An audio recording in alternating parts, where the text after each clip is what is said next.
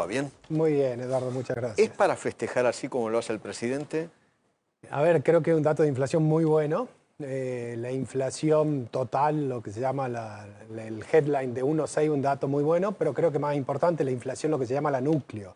Cuando le saca al indicador general todo lo que es estacionales y regulados, dio un dato de 1,7, que es el menor desde mayo del 2020, en 5 años. Y si le sacás la pandemia, que tenía un efecto recesivo, es el menor desde enero del 2018. Hace más de 7 años que no tenía un dato de inflación core tan bajo.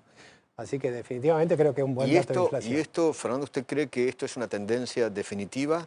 ¿Es una tendencia hacia la baja? ¿Esto todavía se va a profundizar más? A ver, yo creo que el gobierno está enfocado en un programa antiinflacionario que claramente se viene implementando de la manera correcta, donde la base del programa antiinflacionario es la eliminación del déficit fiscal, y creo que eso parecería innegociable con el gobierno.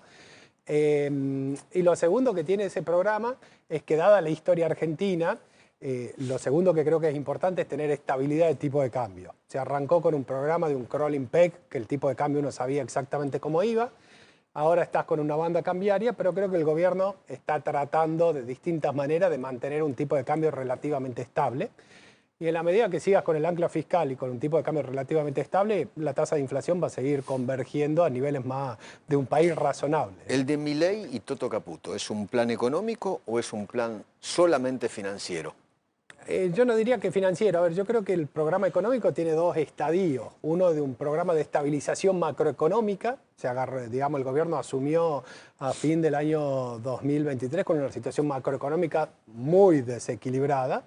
Y lo que se trató de hacer es estabilizar esa situación macro y bajar la tasa de inflación. Ahora Tratar de desactivar todas las bombas que había dejado el gobierno anterior. Exactamente, y yo creo que en eso está siendo muy exitoso. Ahora yo digo, el programa económico que debería tener una segunda instancia, que es el gran desafío de Argentina. ¿Cuál es? Es cómo hacemos para crecer 20 años seguidos de manera sostenida, algo que no logró Argentina en 125 años, pero que lo hizo Chile, lo está haciendo Perú, lo hizo Colombia, lo hace el sudeste asiático, lo hace China, lo hace Paraguay, lo hacen un montón de países en el mundo, y Argentina nunca lo logró. ¿Argentina ahora está creciendo? A ver, Argentina tocó un piso de actividad económica en abril del año pasado, y entre abril y febrero creció un ritmo superior al 10% anualizado. ¿Por qué ese 10% no derrama a la gente, al metro cuadrado, al bolsillo de la gente? ¿Por qué no derrama? Yo diría que en realidad ese crecimiento tiene varias particularidades. Lo primero, muy llamativo, es que en febrero de este año se alcanzó un nivel de actividad económica récord histórico. Se superó 2022 y 2017, que habían sido los otros récords de actividad. Ahora, que tiene es muy heterogéneo, no está en todos los sectores iguales. Entonces creo que parte de eso que no derrame, yo creo que está explicado en parte dependiendo del sector que estés comparando. Lo segundo, de no derrama, yo diría, si uno ve lo que está pasando con los salarios en términos reales, registrado, no registrado, qué está pasando con jubilación y con planes sociales, la verdad que tuvieron recuperaciones muy por arriba. En planes sociales es impresionante. En AUH es impresionante. Y ahora creo que el gobierno volvió a retocar, ¿no? Dio más todavía, ¿no? Sí, aparte está modificando los planes, que realmente es lo que corresponde. Bueno, a ver, yo que creo... es ese dinero que llega directamente a la gente, no hay intermediarios, no hay grabois, no hay ladrones, no hay nada. La recuperación en términos reales, digamos, en poder de compra, fue muy importante. Yo creo que lo que sí está ocurriendo es que está habiendo una asimetría entre lo que es un asalariado, un trabajador que ve que mejora su poder de compra fundamentalmente por la fuerte baja en la tasa de inflación, versus lo que planteaban recién en la nota de recién, que es que Argentina viene de una historia de décadas donde todos los negocios eran financieros. La excusa era vendo auto, vendo comida, vendo ropa, pero el negocio era conseguir mercadería o dólares al tipo de cambio oficial, vender con una brecha, conseguir un crédito a tasa fija y si era subsidiada la tasa mejor, y todos los negocios eran financieros. Y al final del día todas las ineficiencias se la cargaba la inflación. Ahora, cuando la tasa de inflación baja, uno se tiene que volver productivo y eficiente. Claro, tiene que laburar. Y ahí viene un gran tema en Argentina, que hay sectores que son muy eficientes y hay sectores que vivían de un negocio financiero y que no son eficientes, y ahí yo creo que entra la mayor asimetría. ¿Pensás que la suba reciente del dólar, esas 3 semanas, puede impactar en precios? A mi juicio no, pero quería obviamente tu opinión de la que vale. A ver, yo creo, lo primero que creo es que cuando uno ve algunos precios que bajan incluso, son precios que se formaron incluso a fin del 2023 con una expectativa de tipo de cambio que a fin del 2024 iba a estar en 1.800, 2.000 pesos y nunca ocurrió eso. Entonces, mucha gente que formó precios con esa expectativa de tipo de cambio, en la medida que no ven que ocurre esa expectativa de tipo de cambio, se abren importaciones y entra mercadería a un tipo de cambio más bajo, empezás a tener deflación de precios. Entonces, yo creo que ahí tenés un amortiguador para que la suba de tipo de cambio no te pegue tanto en inflación. Lo segundo que creo que es muy importante es que, que creo que el tipo de cambio va a tender a desacelerar o a bajar, a apreciarse. ¿Por qué? Porque hay factores estacionales que explican la suba. Todos los principios de mes la gente recibe el sueldo y compra dólares. Este mes tuviste la particularidad del medio aguinaldo. Y las vacaciones de invierno. Todo junto. Todo junto. Y después hay un tema monetario muy técnico, pero es la cancelación de las LEFIs, que inyectó mucha liquidez en la economía, y creo que la próxima semana el Tesoro... Cuando vos decís liquidez, es pesos.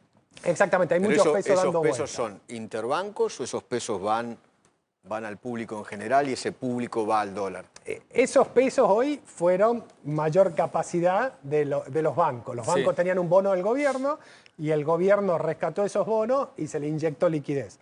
Ahora los bancos esa liquidez hicieron algo. ¿Qué cree uno? Que fueron a cauciones, y cuando fueron a cauciones llegan al mercado y terminan circulando. Con lo cual algo termina yendo al dólar. ¿Es preocupante el dólar blue que se haya ido a 1.340? 1.340. A ver, en realidad... ¿Es preocupante o no hay que fijarse en eso? En realidad hoy se hablaba de una brecha cambiaria.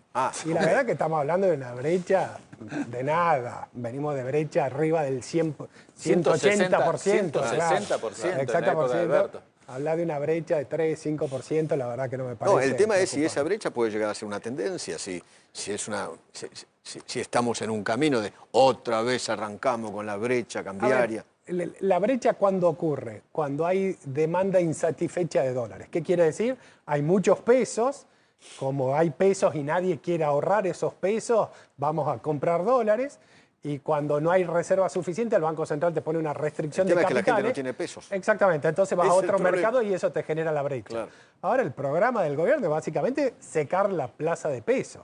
Entonces uno dice, ¿esto es una tendencia? La verdad que no lo veo como tendencia. Escuchame una cosa, Fernando, ¿la política está afectando a la economía con este ruido político que hay? El presidente peleado con todos los gobernadores, la pelea del presidente con la vicepresidente, el cachetazo que recibió el gobierno el otro día en el Senado. ¿Ese ruido, la política, puede perjudicar a la economía? A ver, yo diría... Y a las inversiones, ¿no? Claro, Básicamente. exactamente. Yo diría más por lo que plantea Eduardo, que es el riesgo país. Okay. Que el riesgo país, uno dice, ¿y en qué me afecta? Y básicamente cuando uno va a tomar una decisión de inversión, tiene que ponerle una tasa de interés a invertir en Argentina, y eso es el riesgo país. Entonces yo diría lo que más afecta es al riesgo país. Ahora yo digo, el riesgo país tiene 3 componentes. El primero es la sustentabilidad de la deuda. Y ahí hay toda una parte de la discusión política que es no ceder al superávit fiscal. Si el gobierno sigue con superávit fiscal y con un ratio de deuda de mercado a PBI en torno al 20%, uno diría Argentina no tiene ningún problema de sustentabilidad de la deuda. Okay. Hay una segunda parte que es la capacidad de repago, que el gobierno tiene que mostrar que tiene los dólares suficientes para pagar los servicios de la deuda. Y en esa medida yo creo que es correcto lo que anunció el gobierno hace 2 o 3 semanas, de decir, vamos a empezar a comprar dólares fuera del mercado en bloques. Cuando aparezcan grandes ofertas, vamos a comprar esos dólares para que el tipo de cambio no se aprecie y para mostrar que el gobierno tiene dólares. Cuando vos escuchás que dicen, esta película ya la vimos y esto vuelve a terminar mal. A ver... Se escucha de manera recurrente. Recurrente, todos los días. Yo creo que es una situación completamente distinta del momento en que tenés superávit fiscal. Entonces es una expresión de deseo de aquel que lo dice. No sé si es de deseo o de un análisis superficial, porque ahí lo empiezan a relacionar con el déficit externo. Y dicen, ya vimos la película del déficit externo, que cada vez que tenemos déficit externo terminamos en una crisis económica. Y el déficit externo es el resultado de lo que hace el sector público y el sector privado. La historia argentina es un gobierno con déficit fiscal que tenía que financiar ese desequilibrio, entonces emitía pesos. Como nadie demandaba los pesos, el Banco Central perdía reservas. Seguías con déficit fiscal, emitías deuda, hasta que un día el mercado te decía no te financio más la deuda. En ese momento el Banco Central no tenía reserva y terminabas en una crisis importante. Ahora la situación es completamente distinta. Argentina tuvo un déficit externo en el primer trimestre del año porque el sector privado decidió gastar de más y el sector público tiene un superávit fiscal. Entonces creo que es completamente distinta la situación. Gracias, Fernando. Muchísimas gracias. No, por favor. Fernando Marquez.